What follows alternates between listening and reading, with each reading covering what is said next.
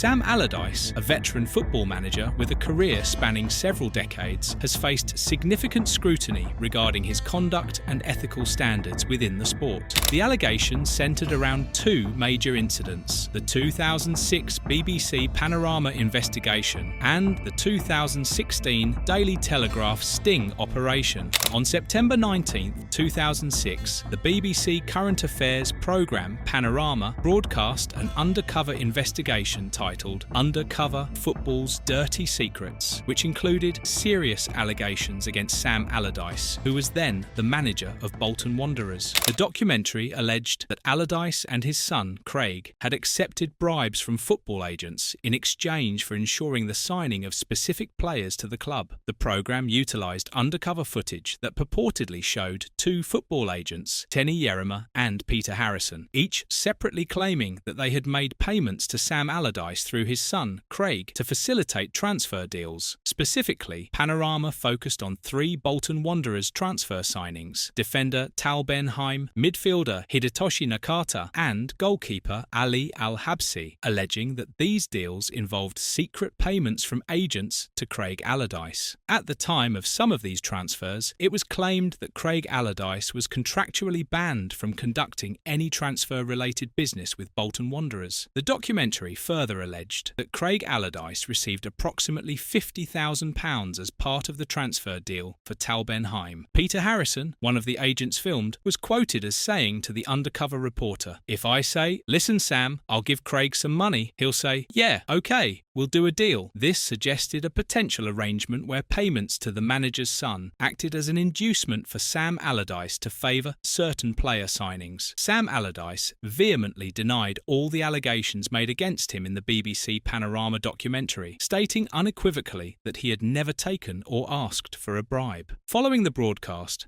Allardyce announced his intention to sue the BBC for libel, describing the allegations as false and highly damaging, and confirmed that he had instructed his lawyers to initiate legal proceedings. However, despite these strong pronouncements, Allardyce ultimately did not file any libel action against the BBC. In a statement released through his solicitor, Allardyce expressed his anger at what he described as lies told about him, and claimed that the agents who appeared in the programme making the accusations had already confirmed in writing to his lawyers that their statements to the BBC were untrue. He further asserted that these agents had lied in the hope of profiting from an offer made by the BBC undercover reporter to purchase their sports agency businesses. Allardyce also expressed his pain as a father in watching his son talk tall and exaggerate his influence for financial gain in the documentary. Following the broadcast of the BBC Panorama investigation, both the Football Association, EFA, and the Premier League announced that they would launch inquiries into the allegations of corruption within English football, including those specifically naming Sam Allardyce. Brian Barwick, the then chief executive of the FA, stated that the allegations were serious and that the FA was determined to investigate them fully to safeguard the integrity of the game and for the benefit of all football supporters. Prior to the BBC Panorama broadcast, the Premier League had already initiated an independent inquiry into alleged irregularities in football transfers, commissioning Lord Stevens, a former commissioner of the Metropolitan Police, to lead the investigation. The scope of this inquiry covered all player transfers that had taken place between January 1st, 2004 and January 31st, 2006. Given this time frame, the allegations made by Panorama against Sam Allardyce, which pertained to transfer dealings during his time as Bolton manager within this period, naturally fell under the remit of the Lord Stevens inquiry. The inquiry team, which included forensic accountants, undertook a comprehensive examination of 362 transfers that had occurred during the specified period. The final report of the Stevens inquiry, which was published in June 2007, while not finding evidence of illegal payments to club officials or players, did express concerns regarding a potential conflict of interest related to the involvement of Craig Allardyce in certain transfer transactions involving Bolton Wanderers. Allardyce. The report specifically stated, "The inquiry remains concerned at the conflict of interest that it believes existed between Craig Allardyce, his father Sam Allardyce, the then manager at Bolton, and the club itself." Furthermore, the Stevens report recommended that the FA should continue with their investigation into 4 specific player transfers to Bolton, where the involvement of Craig Allardyce appeared to be a point of concern. The transfers of Ali Al-Habsi, Tal Ben Haim, Blessing Kaku, and Julio Correa. The Stevens inquiry concluded that while there were issues with certain agents involved in transfers, there was no evidence of any irregular payments made to club officials or the club itself. In September 2016, Sam Allardyce once again found himself at the centre of corruption allegations, this time as a result of a Daily Telegraph undercover investigation. The newspaper published findings from a 10-month-long investigation into alleged corruption within British football, which included secretly filmed footage of Allardyce. At the time, Allardyce had only recently been appointed as the manager of the England national football team, a role he had long coveted. The Telegraph's reporters posed as businessmen representing a fictitious firm from the Far East that was supposedly interested in investing in the football market. Allardyce was filmed allegedly offering advice to these undercover reporters on how to circumvent the rules of both the Football Association, FA, and FIFA regarding third-party ownership of football players. This practice, where investment companies take a stake in the economic rights of players, had been banned by the FA in 2008 and by FIFA in 2015 due to concerns that it could compromise the integrity of the game. Furthermore, the Telegraph reported that Allardyce had also negotiated a £400,000 deal to undertake speaking engagements for this fictitious company, which would have involved him making several trips to Asia throughout the year. In the secretly recorded footage, Allardyce was reportedly heard saying that it was not a problem to bypass the rules on third-party ownership, and that he knew of agents who were doing it all the time. He also appeared to explain a method for circumventing the ban by having a company own the economic rights of a player's agent, who could then earn substantial fees from transfers. Allardyce did, however, indicate during these conversations that any such arrangement would need to be formally approved by the Football Association. In addition to these allegations, the Telegraph's investigation also captured Allardyce making other controversial remarks, including mocking the speech impediment of his predecessor as England manager, Roy Hodgson, criticising Hodgson's assistant Gary Neville, and commenting negatively on the FA's decision to rebuild Wembley Stadium at a significant cost, as well as making disparaging remarks about members of the royal family. The immediate aftermath of the Daily Telegraph's revelations was swift and decisive. Just 67 days into his tenure, and after managing only one match for the national team, Sam Allardyce resigned from his position as England manager on September 27, 2016, by mutual agreement with the Football Association. This made his reign the shortest in the history of permanent England managers. Following his departure, Allardyce issued a statement acknowledging that he had made an error of judgment and offered a sincere and wholehearted apology for his actions. However,